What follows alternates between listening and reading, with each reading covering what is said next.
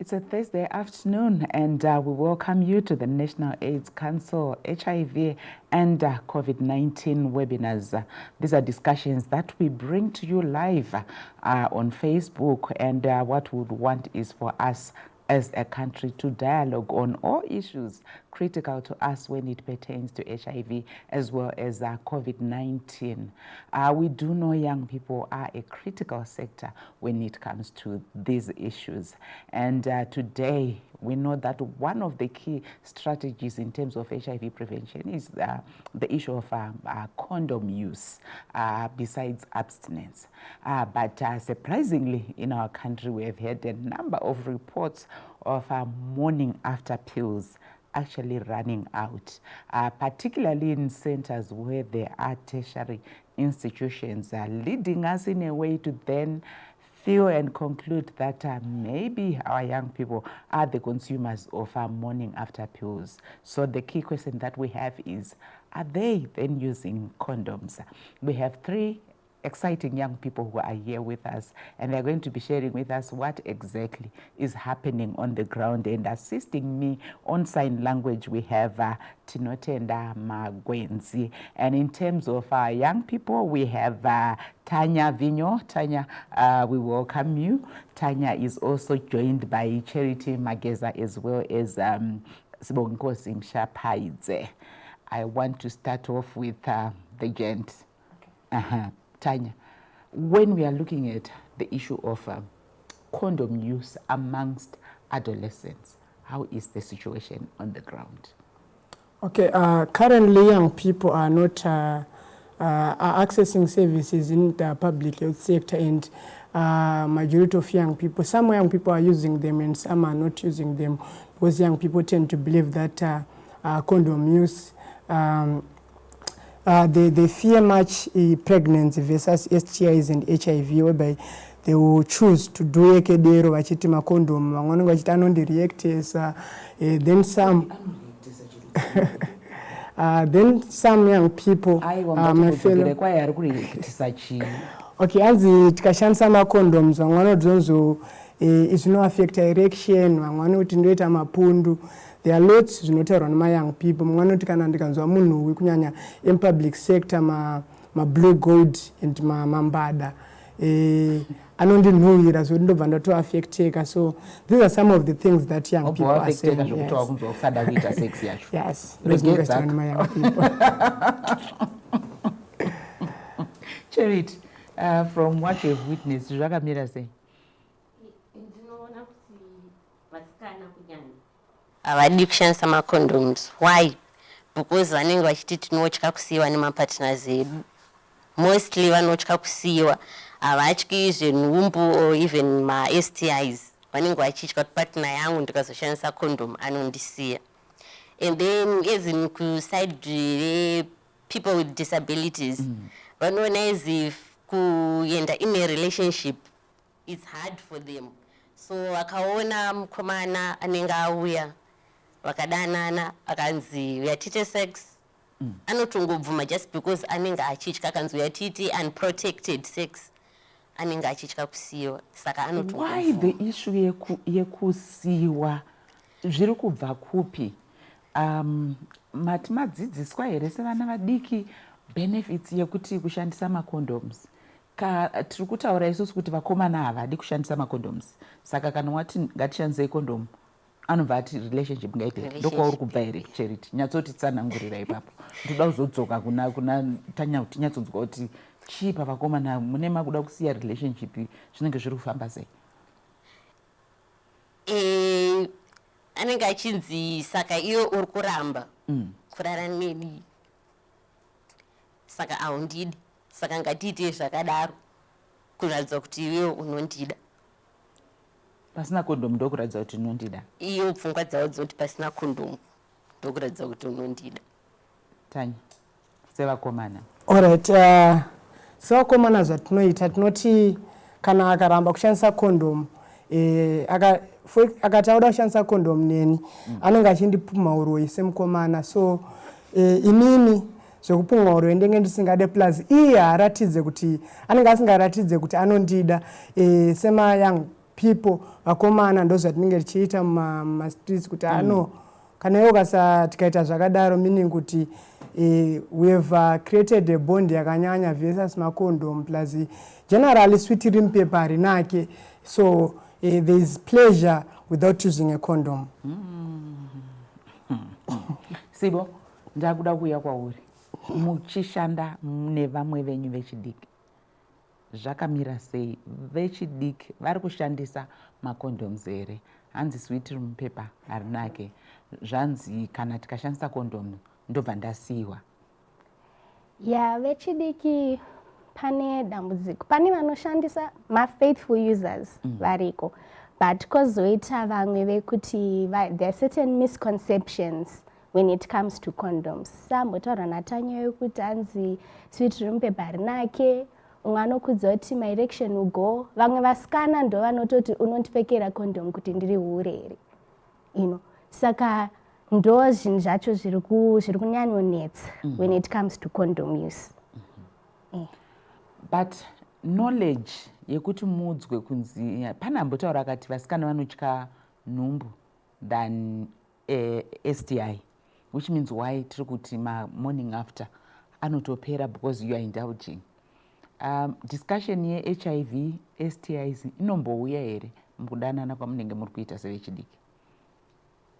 So my discussions are related to HIV and AIDS are happening, but young people we tend to be ignorant. Through the platform of Young People's Network on Sexual Reproductive Health, HIV and AIDS, we are disseminating information to young people in their diversity, whereby we are saying my youth in schools, we have representation, meaningful representation of young people from different sectors. Information is disseminated in communities, in our societies, even kuzikoro. But young people tend just to be ignorant with the information and following the zvinotaurwa zvakanyanya nesociety through my peer pressures and stuff. And also we know that macondoms are actually moma toilets, almost all public places. Mukatora sevechidiki muri kushandisa here? Maybe let me start with you, Sibo. Uchitaura nevechidiki mamunombofamba mumacommunities oko macondoms atiri kuisa mumapublic places as a way yekuti muve protected, muri kushandisa here? Kushandisa tinoshandisa, asi dzimwe nguva panogona kuti ndamatora anditi ndobva ndamasiya kumba, then ndosangana nemunhu wangu andinosangana naye atina kuzvironga tongozviita. So macondoms pipe ndo paanozoshaya basi. And in some instances, tinoita ma distributions, handiti. Pepe macondoms anotorwa chaizvo. But ndopata kuita dambudziko rekuti vamwe vakuchenda vakunomagadzirisa cobra. Vamwe vanototi fanikatori female condom ayai. Anotomatora, but anototi akutoshanda se olive oil kumba kwangu. Olive oil yekuzora? Akutonomazora. So kudistributor, we're distributing, but pakuzoshandisa apa akuzowana ma different uses. Is there a problem nemacondom achona? Pekuti munoti olive oil iwambotaura zvokuti kunhuhwa. Pane imimi ndoda munzwa kubva kwamuri imimi vechidiki kuchinyatsodzisa kuti zvamuri kuti hamusi kushandisa kungoriko kuti mushiri ndindi wenyu here? I hope munoriziva wedhi iroro rekuti mushiri ndindi wenyu vechidiki kuti you just decide hatisi kuda, or you have your own concerns nemacondoms that we are giving.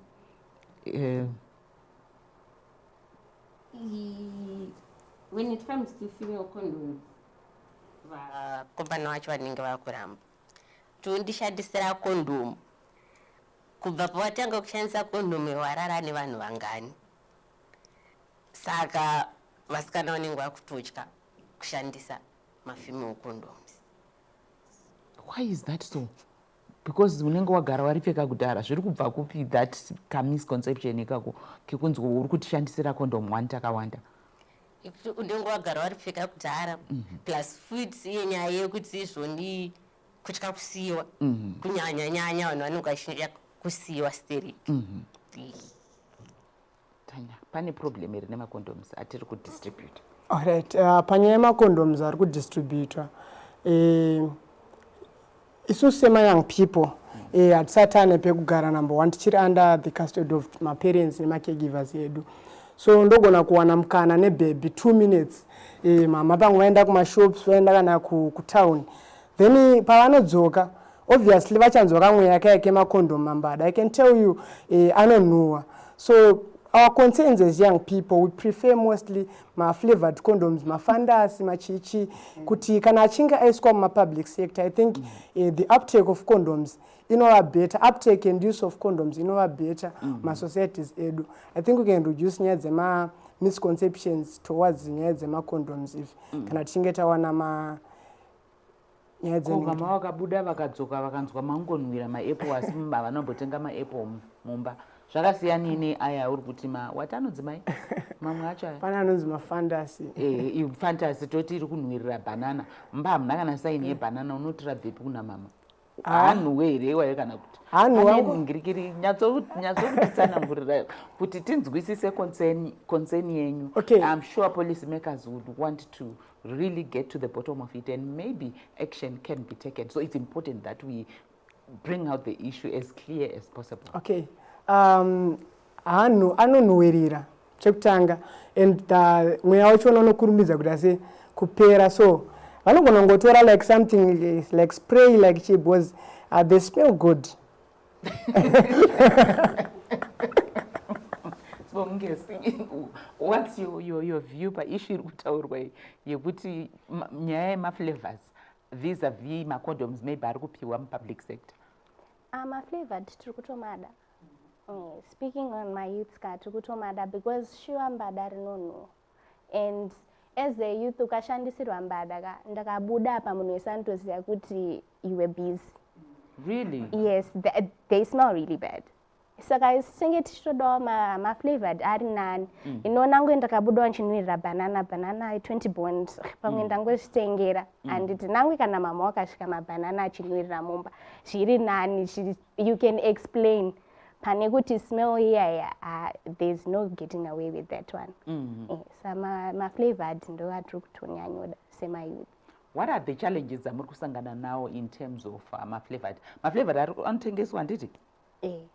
Saka zviri muri kuda kuti chii chamunoda kuti chiitwe ipapapa? Because I'm sure it's more of aya akachipa, aya pane cost. Sevechidiki munokwanisa kutenga here kana kuti ndo pama kuti that's why tisiri kushandisa maCondom?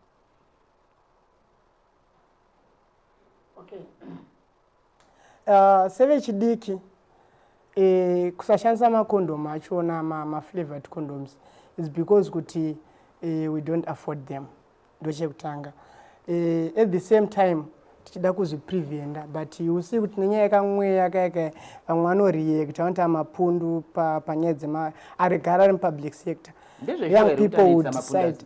Kana kuti munongozvifunga zvenyu iwo wakamboita mapundu nawo? Inini anondinhuhwira. Okay. So we prefer much flavored condoms kuti at least if there is a specific budget dzinotenga macondoms are flavored obva aiswa nonzi public sector so that my youth can access condoms. Pane kuti zonzo macondoms they are there achona ari public sector, but young people we are taking it macondoms here, but hatisi kuzomashandisa chikonzero chawo nekuda kwekuti anonhuhwa ane zvisingafarirwe nema-young people, just in short. So what if we can just have a specific budget public health sector machona imomo ine flavored condoms so that we can prevent ourselves from sexual transmitted infections and pregnancy. What I'm liking about this discussion and what we need to bring to light is the fact that a lot of us, maybe adults, often deny the fact that young people do have and are having sex on a day-to-day basis. And when we are talking about young people, it says young as how old? Mukutanga mune makore mangani having sex? Below years of 15, 14, yeah. 15, 14 young people are actually indulging. 17. You are only 17. And key question ine vanhu vakuru kazhinji kacho, especially vanobva kuage dzedu idzi, ndezekuti hamugoni kumbomira here.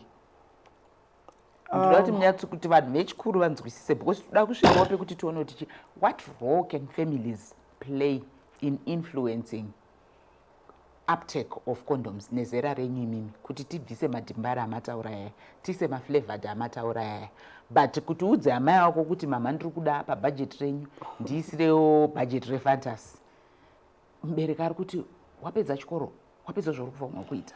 Saka ipapo ndinoda kumbonzwa maviews enyu. Apa ndinoda kuti mutaure nevabereki, nemacaregivers enyu, maguardians enyu vari kumba vakateerera, kuti sei Vechidiki kumira ka zviri kuramba. Ndianda unotanga munguchikaka. Vechidiki, abstinence. Yes. Tinenge tichitoida. And you can try up to a certain age, but peer pressure is becoming a real thing now in our day and age, because tinenge tichitamba tiri kana 3 and 2 of my friends are already having sex. And then they come and they tell me all about it. No, unombotanga chimbojajana yazviite, but eventually you fall into the trap.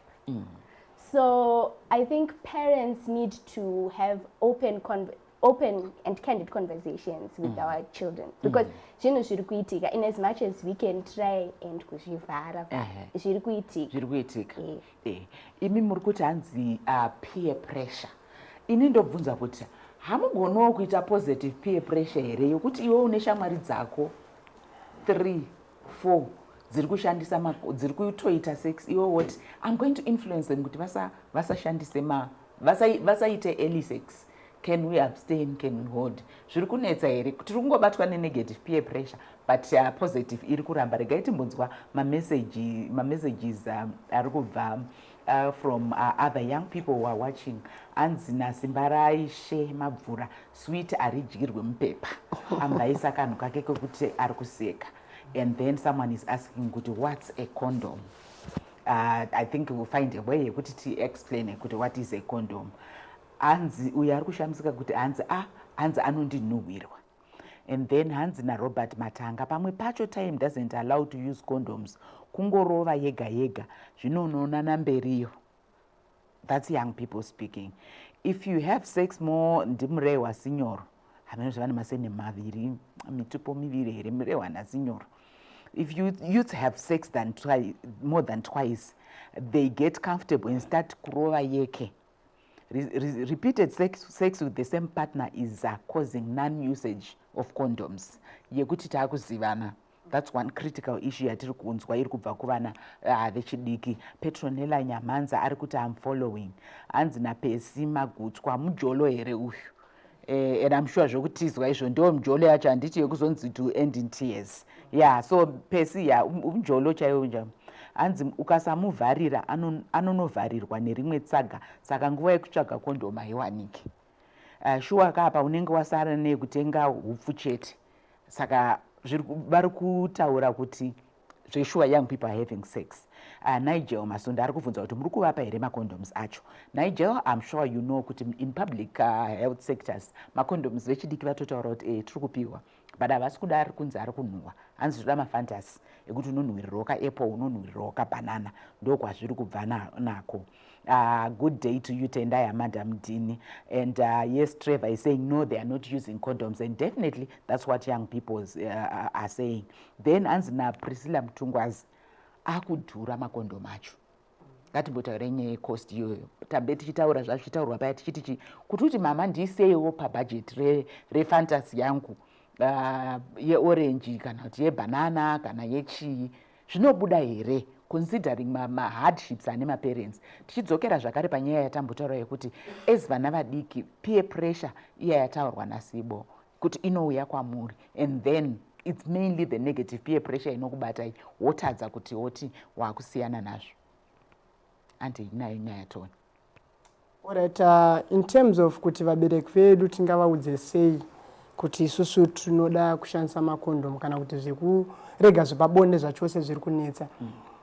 It's difficult nenyaya yesociety yedu kuti pane nyaya dziri related kunyaya dzesex nature dziri difficult kuti ase kutaura, but I think they should mima platforms anodzidzisa vabereki kuti issues the parental to child communication kuti inini kana ndichinge ndamucommunity ndisazonyanyorowe zvakanyanya negative peer pressure ndaku society zvinofanira kutangira mumba kuti mubereki ngaatange neni ndichiri mudiki achintaurira nyaya sexual reproductive health in general zvichienderana nezera rangu nyaya dzachona so that paninonobuda kunzoko nenhenzapi yekuti these things zvakashatira zvakati nezvakati nezvakati vesauze ndichazononzwa nyaya dzekurova yekedero nemafriends ekuita sei but kana zvichinge zvatangira mumba vabereki vazhinji vari kuzonyanyosimudza musoro mwana atova mudambudziko most probably anenge atova HIV positive atova neSTI kana kuti atova nenhumbu ndopanoda kutanga kutsiura mwana kuti wakadarirei but failing kugaidha mwana kubva achiri mudiki nenyaya yekuti society yedu yagadzira kuti nyaya there's a barrier in terms of communication panyaya dzeSRH with young people and caregivers. Charity, havaudzike nyaya dzemakondomu vanototyisa kana kutanga kuti ndinovaudza sei kuti ndo zviri paground izvizvi vanotopopota zvingatomboiti saka pamwe pacho unotongozongonyarara kana wazopinda mudambudziko pai ndipo vanozotanga kuti dai ndakataura achiri mudiki zvichienda zvakadaro but chokwadi chaicho chaicho vabereki havaudzike nyaya dzemakondomu. Last discussion that I naro last week was a discussion tinema adolescents who were born with HIV. Okay. And my ages anyway, and they are dating. So imimi kana muri kuti you are not using condoms. Muri kumboconsider here ngatimbodzokera kuissue HIV, even HIV testing. Kuti uzive kuti munhu wangu wandiri kudana naye uyu ari negative here kana kuti ari positive or hazvitorina basa. Last week we heard from Vechidiki kuti sometimes when you are dating, and most of them were confirming and positive, but I'm dating somebody who's actually negative and ari kuzviziva ana basa nazvo. But ndikuda kuti timboita zero in on issue yoyiye kuti your decision to then say I'm not going to use condoms paita pressure mama vangobuda saka toda kuti tachishandisa 5 minutes dziripo tongoti kakakaka tobva tapedza tisina condom. Nhumbu yazouya kana kuti haiwi but toda kumbodzokera paissue HIV STIs. Muri kumboita madiscussions iwa here or even taking cognizance of the fact that I might actually be dating somebody ari HIV positive or inini ndiri HIV positive. Munhu wangu andiri kudata andisi kuzoti ari negative kana kuti ari positive. I might want to protect them. Or hazvitorimo zvazvo muequation yenyu when it comes to your decision to use or not to use condoms. Kazhinji kacho zvinenge zvitomborimo muequation. Amutorina basa nazvo. Zvinenge zvitomborimo unotozozviona watopinda padambudziko. So HIV testing sevana vadiki. It's not part of your in the dating game. Most of the time zvinenge zvisimo. I think, well, as a youth, chandaona mukufamba kwedu is there's the issue of low risk perception. Yeah. And eye testing. Yekuti ndatongosangana naTanyo ndotomuita HIV testing nemazisangu ndotoona unge aribo. And that is what is happening on the ground. Zvekuti zvekumbotaura kubvunzana. Once ndatokuscreena STI screening zvese ndotoita nemaziso and that's it. Where's matombodana na you can start tinotanga hedu tishandisa maCondom. But kana tazorowa 3 months tichiri tese unenge akuti uyu munhu wangu. Saka and then motobvunzana saka iwe wakamira sei, are you HIV positive? Ungokuza no I'm not. You want to believe you take their word for it and then but already it's even 3 months later zvichiri kubatsirei mambenge maningiri matoita zvese zvamuri kuita musiri kumbofunga zvetesting and considering information yese yamboendeswa kunze uko hapana wenye anotaura kuti asati azvinzwa kunzi munenge muchinzi before you do anything zivanai mastatus enyu but hatisi kuti rambanai kana kuti chii zivanai so that munoprotectana even mukameka decision yekuti takuda kuita mwana munoenda kunana doctor vokubatsirai kuti muite mwana whether mumwe wenyu ari positive kana mese muri positive kana kuti wana ari positive wana ari negative but apa hanzi discussion iyoyo haitomborimo muequation chenyu chamuri kumhanyira quick zviri kunakidza handiti. responding to the question, pane ma one night stand relationships atinopinda maari. For example, ndangosangana nebaby tongori pena randasangana naro kana pamafaro kana papati. So nguva yekutonoenda kunotestwa HIV yacho natengeswa mborina pamwe vanonzi mashops anenge atovhara nemapharmacies. So at the end of the day tinozokupedzisira tapinda ekedero tisina kutombokonzida nyaya dzema-STIs ne-HIV and nyaya ye-visual HIV and STI screening tikuiwanza. Ndikangoona kabhebhi kari kachibhora nanototi kaboaka ndobva ndatozongopedzisira ndaindulja unprotected sex nenyaya yekuti kanenge kakatobatana katori kachibhora. Then also for a person living with HIV, my young people, akatongoziva kuti ari HIV positive, yekuti achipreventa mumwe anongangoti I'm HIV positive, then they will just end up indulging unprotected sex. Then for example, they're considering nyaya dzekuti dzema-reinfection, they will not consider that vachizongoita zvakadaro because ari kuti zonzo inini I'm a moving grave, ndakatongofa kudhara, I'm already infected, so why should I use macondoms and stuff? Yes. Ndiri kuda kuenda paissue yauri kutaura iyoyo. Sibongi aitaura zvakare, Sibongi Nkosi, sorry, aitaura zvakare ye-low risk perception yako yauri kutaura tanyaya yokuti chinenge chiri chibhora. If we look at iye zvino kwasiyana nekuma-80s nekuma-90s kwekuti uchifamba you could tell kuti munhu yari HIV positive because of the treatment iriko iye zvino. Munhu wese anenge akangofanana. So tozviita sei kuti pamuri mimi sevana vadiki, because we do understand ma-risks are associated ne-reinfection mainly, kuti sevana vadiki muzviconsider izvozvo paissue yatiri kuti because worryingly chabuda pachena ndechekuti zveshuwa makondomu hamusi kushandisa, and you agreed mama-comments amboya pafacebook zveshuwa makondoms hamusi kushandisa sevana vechidiki, but tine ma-risks. I'm sure 2 weeks ago makazviona kuti tiri kunzi tine a type of gonorrhea yakunetsa kurapa munhu munyika medu, which means you are at risk sevana vadiki, but also vanhu vakuru vari parisk iyoyo. Low condom use, uptake sometimes iri high, mati tinotora tonoitisa cobra, tinotora ya olive oil. Saka imimi kana makazvitarisa sevechidiki zvogadziriswa sei ipapapa? Alright, in terms of nyaya issues dzema-reinfections, I think nenyaya yekuti COVID-19 has affected nyaya dze-psychosocial support, I think we need to strengthen e-support groups for people living with HIV, that there will be that continued discussion related nenyaya dze-SRI, HIV and AIDS, and even positive living, so that we ensure good health and well-being yema-adolescents and young people. And also, if possible, since gatherings are kubvumidzwa, then revive those gatherings, because my young people mazhinji anenge achingoita zvakadaro because they are not sure, and that guidance yanga yembopiwa nema-community based organizations ne-Ministry of Health, kusangana kwevanhu vaita ma-support group nechi, they were limited nenyaya dze-COVID-19. So I think to reduce nyaya dzema-reinfections and new HIV infections, those platforms should be revived and finding better strategies, discussing my topics akasiyana siyana, peer-to-peer intervention to work. Yes. Charity, ndoda kumboya kwauri representing adolescents with a disability. What are the challenges that are often faced takatarisa nenyaya ye-condom use amongst your particular group? My challenges anowanikwa ndekuti wasangana nemusikana wako kana mukomana wako wadanana naye, and then motaura, sometimes maybe you discuss about having sex, and then mukomana anokudza kuti inini ndakatokuitira favor kudanana newe nezvauri izvozvi, saka unotofanira kutongondipa zvakadero.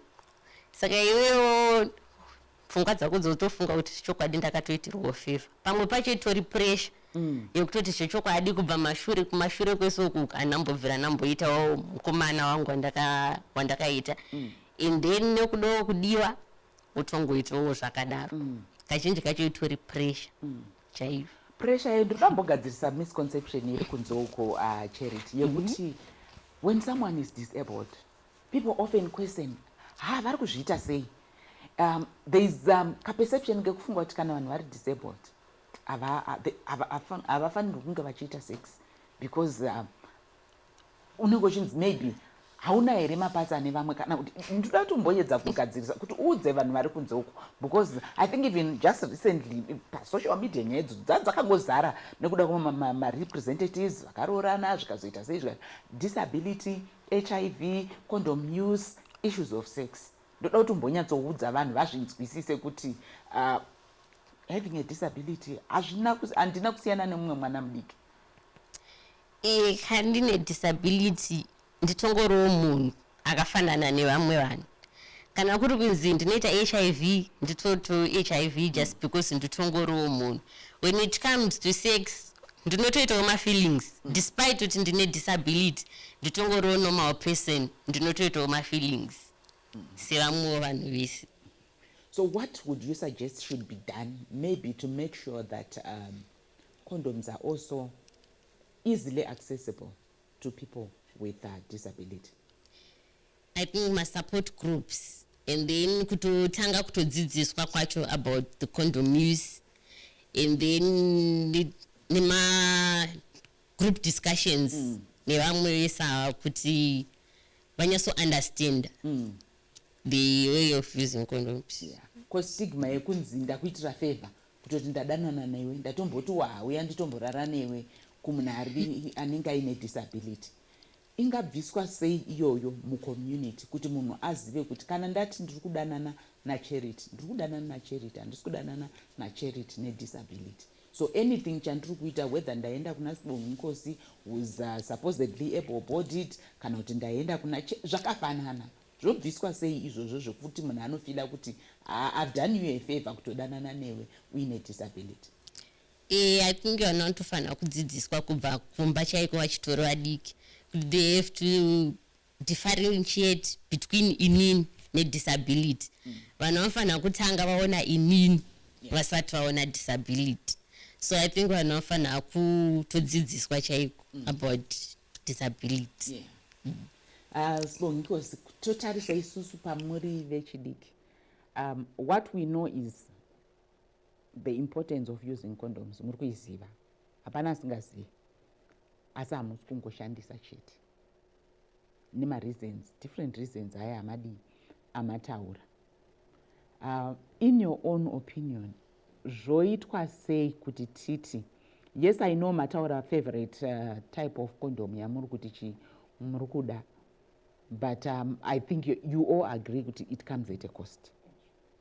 Saka todi kuti tigadzirise ipapo so that if we are looking at Zimbabwe ending AIDS by 2030, it means we don't want to see any new HIV infections in our country, and we can only achieve that through correct and consistent use of condoms. But just the use without even going to the correct aspect. The use of condoms amongst your age group is almost non-existent, particularly after 3 months into a relationship. Sakatodi senyika. Senyika kuti tipagadzirise ipapo. I will go back to Zvatarwa Natanya. Kuti strengthening our capacity building systems. There is need for that because you tend to find kuti vanhu vanozviziva and but people had become relaxed because now because tinopampa nepush COVID and so vanhu vanga vakuita, it was now at the back of their minds. So there is need to continue engaging nesuma adolescents. Like for instance, this is kuma young people edu tinema WhatsApp dialogues atinoita social media engagement because that's where the youth are. So there is need to constantly hammer in that message of, this year International Condom Day, the theme was always in fashion. So there's need to always remind them that sexy is safer and it's always in fashion. Yeah. So there's need to just continuously remind them always. At family level, how can we normalize discussions about sex and condom use between parents and children? I think that conversation needs to be had when achiri mudiki. you need to start having that open relationship nemwana achiri mudiki, because inini now hashaitoti nditange kuudza mama wangu, we have never spoken about it, and then now at 24 ndozongoenda ndonatanga kana ivo vouya votanga kundiudza nezvazvo. Ndinongogara ipapo ndongoti alright, ndizviite inini handidaro. So there is need to start having that conversation mwana achiri mudiki from as little as 12, because we might not be talking about it with our mothers, but kuchikoro tiri kuzvitaura. Saka totanga sei tibatsirei imimi wana muda kuti tituke kwamuri ndokuti ndotanga ndichiti chii, because ndototanga kufunga kuti izvozvo zvine mwana wangu ndoti she is 19 saka ndotanga. I think in what I would advise would be, everyone's on social media, like your daughter is 19 and it's parungobuda nyaya dzinenge dziripo, you can just start as a conversation, general conversation. Kunyaya iyi wakainzwa here, what are your thoughts about it? And you build from there. You don't have to be direct kutoti nasi tiri kutogara pasi and we want to talk about. Exactly. You just start a conversation, something that you have in common. Social media is motongotangira ipapo, and you start building a conversation. You know, still tiri panyaya the role of the family. Yekuti we want parents to normalize having these discussions. We know our government already, they've introduced comprehensive sexuality education. Yamataura kuti kuchikoro we're actually learning about that. But also as parents, we need to come in and complement. Tichirine this cultural aspect yekuti tinoti inini kana ndiri mai, there is no way andokwanisa kutaura newe nezvemacondoms. O kana ndiri baba, but we have ma-families ekuti sometimes it's baba chete vanenge vaine vana mumba imomo, or mai chete vanenge vaine vana mumba imomo. Normalizing those discussions sezviri kutaurwa naSibongikosi. Tingazviite sei kuti tisvike pekuti vabereki vati hazviere, kana mukafunga kuti zvinoera, where we say it's taboo, hazvisi zvechirudzi chedu, it's not part of our culture, then tine dambudziko rekuti vana vedu they end up indulging, and in the end panoitika nhumbu, panoitika ma-STIs, panoitika HIV. Todii ipapo? Chekutanga, just need to add one panyaya disability yambobvunzwa my colleague. I think there should be a provision of disability friendly environment.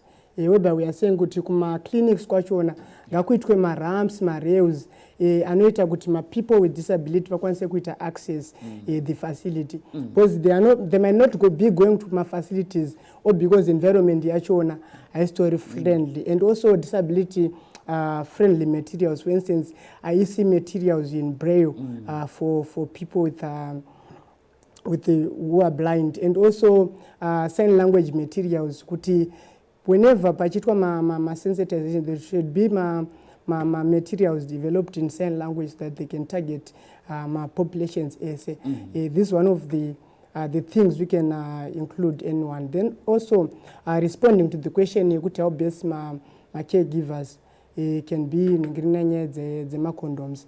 I think ma caregivers chekutanga vanofana kutanga va accepta kuti bonde tiri kuriita even vakaramba, but tiri kuita sei tiri kuriita. And also chekutanga kuti nyaya dze-SRH and HIV dzitange dzitwe futi kudzinyanya tauro zvakanyanya kuma-religion. I think kuma-religion, kuma-churches nechichi, because ndiko kumwe kunhu kwekunhu kwekuti vabereki vanoti nenyaya yekuti religion yedu inoti zvakati, hatitenderi kuti ushandise maCondom. But at the end of the day ndichazongonoita zvakadaro, ndava futi parisk. So I think vanofana kunzwisa kuti sex iri kuitika in the same way ichiitika, vobva vawana mukana wekutaura nevana vavo nyaya related to SRH kubva vachiri vadiki. So chitsvambe chiri kuma community based organizations ari kuimplementa nyaya sexual reproductive health, HIV and AIDS, kuti ngavano engage nyaya child parenting, good child parenting kuma churches kunoungana vabereki kwachona vanotaura navo nyaya vachivadzidzisa kuti how best they can communicate nyaya dze-SRH nevana vavo. Senge zvatiringoitwa kwatiri kuti how best we can communicate with our peers in terms of SRH. I think that thing should be done zvakare kuningirina. Then also in terms of uptake and condom use, I think there should be developing mobile clinics kune mamwe hard to reach areas because mamwe distances for example youth mamwe ari kumamisha chinotoita kuti vasaitonotora makondomu achona most probably distance kuti ndikafamba panapa kuenda uko kuchipatara unotora kondomu handinotozodzoka ndaneta akaitaita chibonde rachona. At the same time they are not affording nyaya dzenhingirini dzekutenga makondomu aya atachataura. So at the end of the day they just indulge zvekedero nenyaya kuti zonzo distance yachona yakatoreba. I think there should be more mobile clinics anotargeta hard to reach areas. Yeah, those are hurdles. Ndo imwe issue yandanchida kubvunza yeyo kuti vechidiki kana takatesa munyika medu are they easily accessing macondoms? And when I'm talking about easily accessing, I'm also looking at, are you free tomboti even taisa munomu maflavor enyama muri kudaiwayo tirisu munomu vanhu vakuru tiri munomu muri free here kungoti handa akutora macondoms kana kuti unenge uchitozoda kuti kutarisa kuti vatarisa kusaidi here ndichitora? Can you easily access them in a friendly way zvokuti hapana ma-attitudes ari kuiswa and or both ma-service providers nesusu as support system?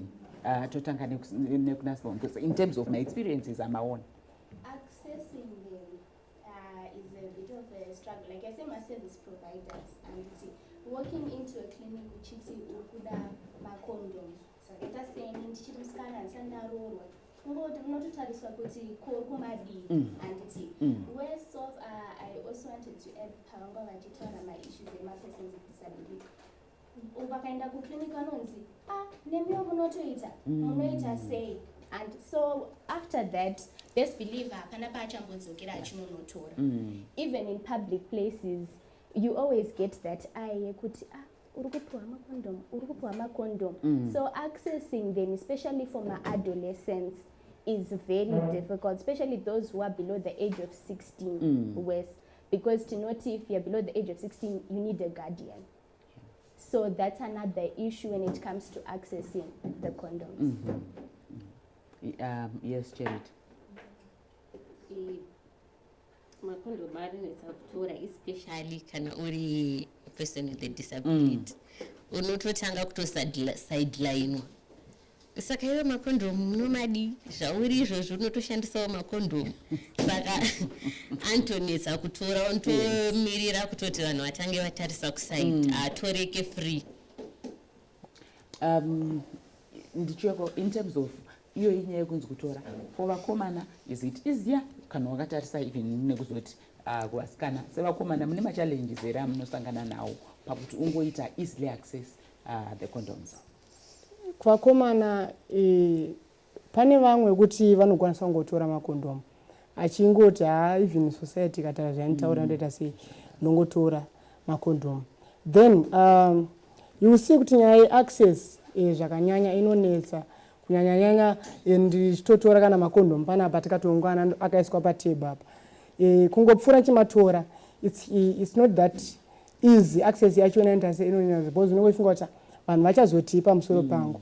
But you see kuti kana achingaiswa for example mutoilet anonopera kudarika aiswa panzi patable, meaning kuti vanhu vachirineka young people vachirineka kunyara nenyaya in terms of nyaya dzekutora maCondom paruzhinji.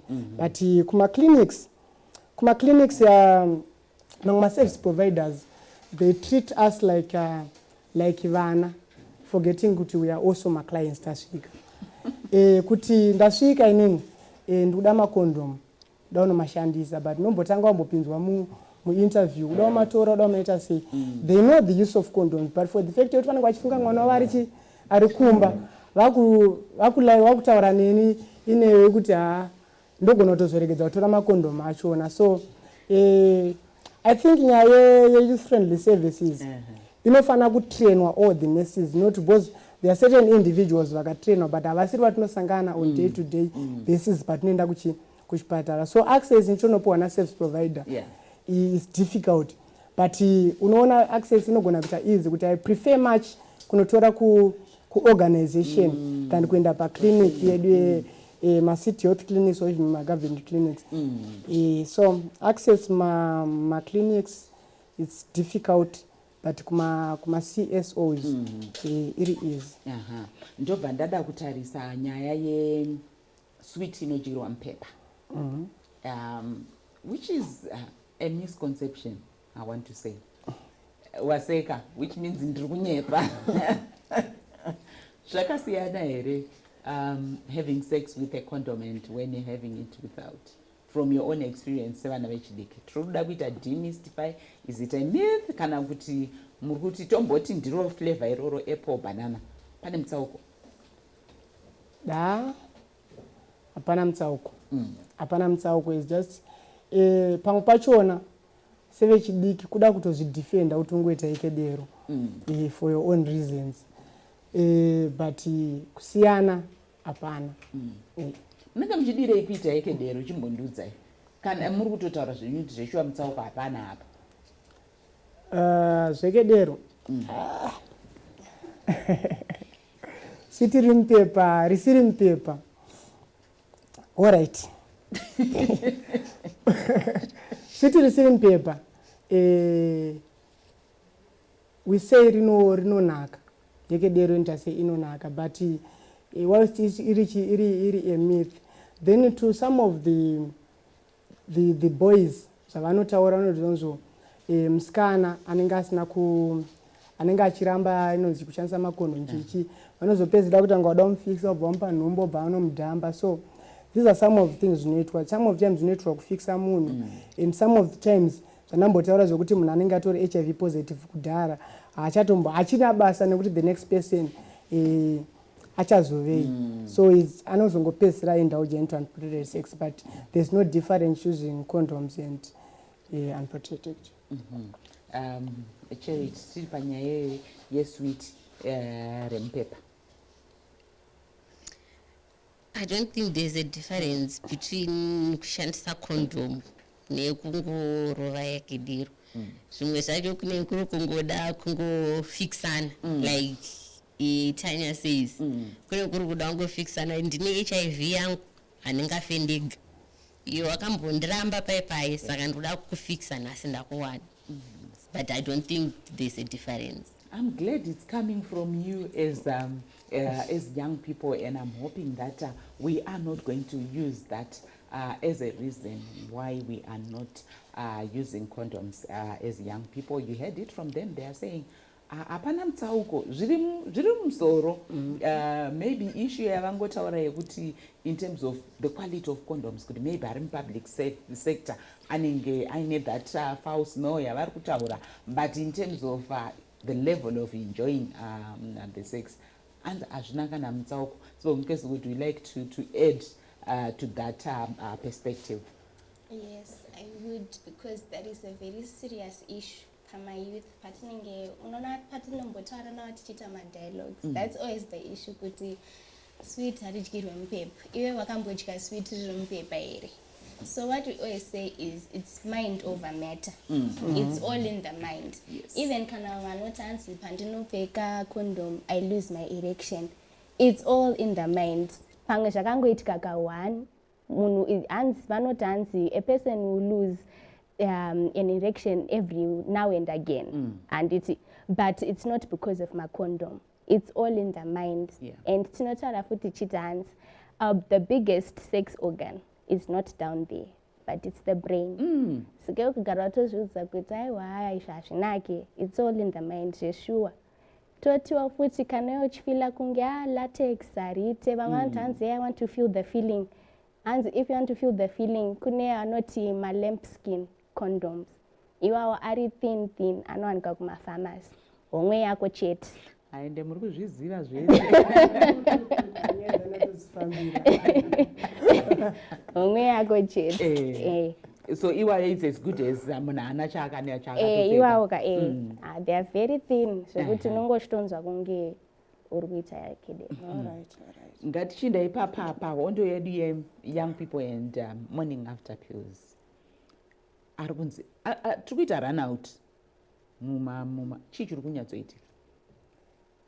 Sezvanambotaura paipai kuti chekutanga vasikana vazhinji nyaya yekuti yekuramba or to decide, to make a informed decision panyaya dzesex. Yes. Anenge achiti kana ndikaramba havana that decision yekuti handisi kuda kurova zvekedero. At the end of the day vanozopedzisira tavafosa kuti ngatingopinde zvakadaro, obva munyengerera masweet nothing, obva abvuma. But at the same time iye haaconsider kuti kune HIV, kune chii. They fear more pregnancy versus ma-STIs and HIV, which is one of the things zvikuita kuti paite runout yema-morning after pills. Charity, why fear pregnancy more than HIV or an STI? Vanhu vakawanda tinotya kuchengeta mwana. Responsibility. Kuita responsible kuti ininiwo ndichitorowo mwana wamama nababa ndobva ndauyawo futi nekamwe kamwana kamunhu kumba kwacho hakutombogarika. Saka ndototya nhumbu than STI or AIDS. Sibo, how large is the issue of now teen pregnancies in terms of the constituency that you work with as a result of young people deciding not to use condoms? Having not used condoms, you go to the pharmacy has run out of morning after pills. Okay, teen pregnancies at the moment are on the rise, as we all know, and it's also being perpetuated by COVID. Saka, they are on the rise. And when it comes to my adolescents not using, for them the reasons are the same. It's mainly about society. You know, for us we don't believe kuti mwana musikana satarura anoita mwana. Saka my main concern is if I fall pregnant, that's the first thing I think about. I'm not going to ask you kuti let's go get tested and it's kunana prep, kunana pep, and it's kuti even if you've had unprotected, you should rush to get those. But instead, we rush to my morning afters. So at the end of the day, what does society say? Society is also perpetuating some of these behaviors that we are seeing. Indeed, it's a major challenge that we are facing as a country, where we are saying when it comes to condom provision, they are there. But when it comes to the use, we can put them in the toilets, in most public places. Uptake is quite high. But when it comes to usage, we are hearing from young people, sometimes the circumstances are not good enough. Sometimes they just want to have a quick one, and resulting in them not using condoms. But we are saying as a country, we have a target where we want to end AIDS by 2030. And for us to end AIDS by 2030, we want to encourage young people, as well as even the adults, to consistently and correctly use condoms. As your final words to Zimbabweans, here we are looking at families, we are looking at service providers, your fellow young people as well, in terms of the importance of using condoms as part of one of our HIV prevention strategies that we must adhere to. What is your final message to Zimbabweans? Okay, my final message would be rape your tool before you use it. Then so that you can close. Rape your tool before you use it, so that you can close the tape of new HIV infections, reinfections, sexual transmitted infections, and teen pregnancies. Thank you. Powerful. Yes, Jared. Chiwedu, iwayo free kutaura nesu, muchitidzidzisa, and to young people, if you can't abstain, please condomize. Yes, yes. My last words to the young people are that let's remember that safer is always sexy. Let's always remember that, and that our health is our responsibility. The condoms are there, they're there for our use. Let's make use of them. Indeed, powerful messages there coming from young people. Our health is our responsibility, and we had condoms are there for you to use them. So always make sure that whenever you are going to indulge in that act that we all love to indulge in, make sure you are protected you are protecting yourself. And key message also coming in to say, as young people, we know we're always told abstain. But if you can't abstain, please, please condomize. And as parents, we have been encouraged to openly talk to our children about sexual and reproductive health issues. This is one way of empowering them so that they can make that all-important decision in the future. And the funny one, but quite important, wrap your tool before you use it. Until we meet again on Tuesday, from all of us, let's condomize.